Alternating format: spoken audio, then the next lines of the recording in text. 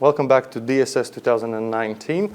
We are with Bryan Geraldo, Vice President of Services for Cybersecurity in Fidelis. Correct. That's correct. How are you? I'm good. How are you? Is it your first time in Riga? It is my first time in Riga. I've really enjoyed it. I actually liked the Black House was gorgeous, and you guys have amazing food, and it's a very charming city. Okay, thank you for that. So tell us about your company a little bit and your position in the company. Sure.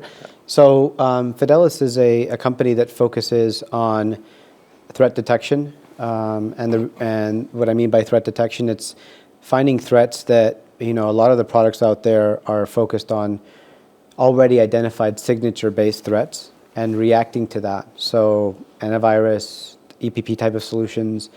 Our focus is helping you identify patterns of activity, behaviors, so that you can detect those threats, because sometimes nobody's reported them and you don't even know that they're in your environment. So that nobody's reported them in the industry and you may not know about them. So that's our focus. We have 3 products that do that. One of them is a network product that actually has over 200 plus decoders, so it decodes almost every protocol that's out there. We have an endpoint behavior. Yeah, so it monitors. What it monitors every piece of traffic on the network. So if you think about it from the perspective of somebody that's actually looking at a packet of data or PCAP data, what it does is it actually will reconstruct an entire session for you, so that you don't have to go looking up all the different, and then it pulls all the data in a way that you can actually analyze it. That's on the network side. On the endpoint side, we have a user. It's essentially an EDR product. It's actually a very fully featured EDR product that allows you to not only pull information about behaviors on the endpoint, but also forensically pull things like memory and even an entire hard drive. You can pull it forensically and pull it back, which is frankly one of the only products out there in the market that does that. We also have scripts. We have you can create any script you want on the EDR side, so if you look at other products out there, you have only a certain limited set of scripts. And so that's, honestly, that's the reason. I've only been in the company now for 3 months, and I came here because I thought this was one of the best security products, because when what we say we do, we actually do, and we do it well. So it's not a lot of vaporware and hype and marketing. Okay. So right. yeah. Okay. How did you find out about this particular conference, and how did you decide to? So I found about this conference actually from our regional team that works in the Baltics. And what occurred is we've been doing threat hunting workshops with clients around Eastern Europe to show them how to actually hunt for activity from an endpoint, from the network, as well as showing them components of our deception, because we actually have a very strong deception product. That was the third product I didn't mention, but and so we've been doing. And then they said, hey, while you're here, we would really like you to present a very interesting use case or set of use cases as part of this conference. It's a very important conference for the Baltic states, and so I was happy to do it. Okay, thank you. What was the agenda of your talk you did today? So the agenda for my talk, what I wanted to do honestly was to show a couple of things. It was to show the types of use cases of what I've done in the past 20 years of doing work in the security space, predominantly around ethical hacking work, and the types of things I've seen for the operational technology environment. So control systems, and when I mean that, I mean, scale. When you look at different types of control systems, you're looking at the energy management systems, generation control systems. You're looking at the distribution type of systems associated with them, and all these different systems, and how that ties in with IT now, and how you should take an approach that allows you to either find the attack before it happens by doing threat hunting or threat detection, or using monitoring tools like that allow you to get a deep idea of all the different sessions that are occurring, or use deception to passively monitor these OT environments to keep them secure, because really a lot of the critical infrastructure environments are very secure from the firewall perspective, but in the middle they're not. So it's like I always tell people it's the hard outer candy shell, but in the side it's just gooey and delicious, but not very good for you. So that actually brings me to my next question. Oh, this, let's say I'm not involved in IT at all, and let's have a big look at the modern society today and the security vulnerabilities that we have, the most critical things that comes to your mind straight away for a non-IT specialized person. What do you think is the ultimate vulnerabilities in everyday life? Because we're all connected now. Everything is, right. Everything is hooked up to the internet. And right. there must be. What's the main thing? I would say if we can break it up into 3 areas, most of society doesn't pay attention to things that are tied to web drive-bys. So, they go to a website. Oftentimes, the websites have been compromised. They don't know it's even not secure. You don't even need phishing type of attacks to do that. So people just get on some site and they don't even know that malware is being loaded onto their system. So you have to be aware of that and use safe browsing where possible, as well as trying to use technologies that secure the endpoint as much as possible from a signature-based perspective or from a behavior perspective. The second thing is phishing.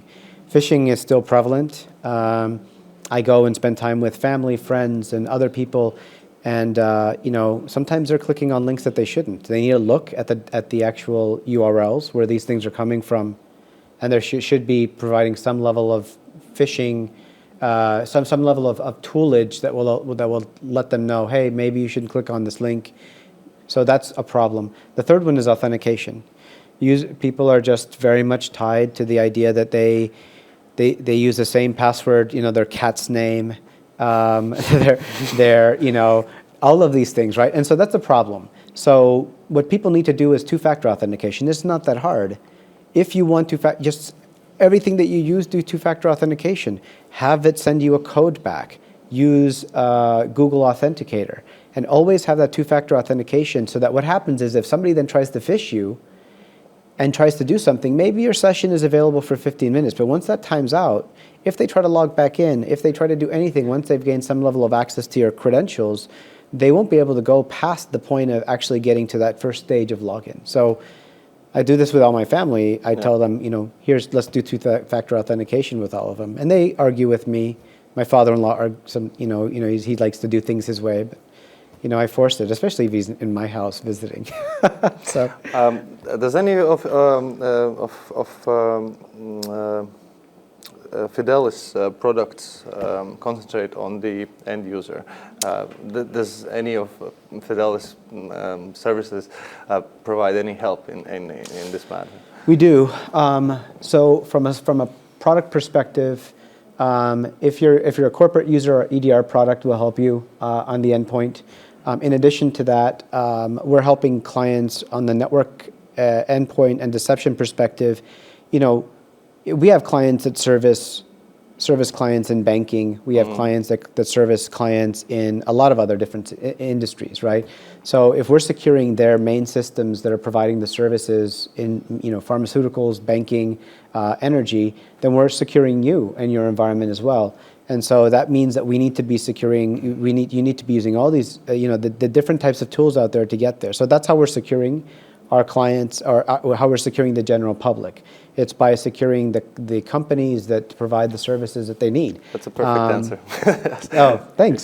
So your vision for tomorrow, for the future, for the company, for the security field in general, the vulnerabilities we might have tomorrow, and obviously, what's your opinion for 5G? That's another question I would like to ask, but maybe later. No. It's a good question. The future is very much tied to attackers are going to continue, and this is the type of work I did. I would always be ahead of the people that were creating the signature-based products. So I'll give you an example. If somebody puts out a piece of malware and the defenders report on that piece of malware on VirusTotal, then the attacker changes his malware, right? So what's happening now is you have to use all these different disciplines. There's a Venn diagram of disciplines that we have to use to get there, and we have to be more detection focused, more looking at threats and helping to create a decisive advantage over the attacker. And that includes looking at threats externally, looking at threats internally that you may not know about, and really hunting for this activity going forward. So that's one thing. From a services perspective, what we do is we provide what's called managed detection and response and incident response services for our clients, and as well as hunting services. And so these services are tied to helping, again, ensure that the corporations that are servicing clients are securing their environment. So we help them detect things 24/7. We help them hunt things and tune the environments effectively, and we do incident response. And we work with regional partners to make sure that happens, so that we take into account the local flavor of the country. Because it's not just a profile of industry, it's a profile of industry inside the country. Latvia is going to have a very different, they're going to have some similarities in terms of banking industry, but there's going to be some very unique issues that are tied to just the country. Yeah, of course. So staying up to date and being not globally oriented, but yeah. So there's a global understanding of things, and then there's a local application of that understanding to be effective. If you don't do that, then the global understanding may work, but what happens, for example, in the United States, if somebody is stealing Social Security numbers, is a different, it's PII type information. It's different because you have a different probably numbering system or way of identifying yourselves as a population and how you use things, the way and how you and the social services you have access to. I imagine so because as a result of that, you need to take into account the local what the local potential impact would be, and account for that. Maybe it's less of an impact. Maybe you don't have these same issues. Okay, well, thank you. That's very, very informative in the little time we have. How do you enjoy the conference? Did you have a chance to mingle around and speak with other spokesmen and see some vendors? I did. You did. No, I did a little bit, not as much. I did I was on the speaker panel. I have a strong opinion about things because of my background, so I'm hoping that my opinions, I had some difference of opinions in certain things that I said just because of the perspective that I've had as a practitioner, and so somebody who's been on the ground and done this for many years, and so I have a different perspective than somebody who's doing things at from a regulatory standpoint, and so. I think we all need to, at the end, work together to get there, because as long as we're all working together and we're building an ecosystem of security, then we're raising the bar for the attackers, right? That's what we all need to do. You want to make it so it makes it so hard for them to do that they want to do something else, or. So these type of events help to. They do. They do. I think the thing is this. I think the problem we need to make sure that when we explain these events to everybody, I always see events, and I've gone to them for many years, things like Black Hat and DEF CON and DSS. They're great events. The problem is that everybody talks about it, and sometimes the media focuses on the fear component when they should be focusing on look at all the new ways of people that are practitioners of trying to help out the community. Whether it's with a tool that you pay for or GitHub, some open source project. There's a lot of things that people are trying to do that's good. And so I think what people need to understand is the larger group of people that do this are trying to do this for the right reasons because they want to help their fellow man. And it needs to be presented that way instead of, oh, hackers are attacking me, let's go to this conference, Yeah, that's important, but I think there's a greater message that needs to be presented here. Okay. What about general population? Do you think these type of problems that you're facing in this field, is that something that everybody should be informed about, or is that something that should be left aside only for the professionals, and instead the solution should be easier to use for the end user or for the general public than actually informing them about all the critical vulnerabilities there are? Look, at the end of the day, you have to have some buy-in from the population, because there's no way, everybody becomes a single point of failure, right?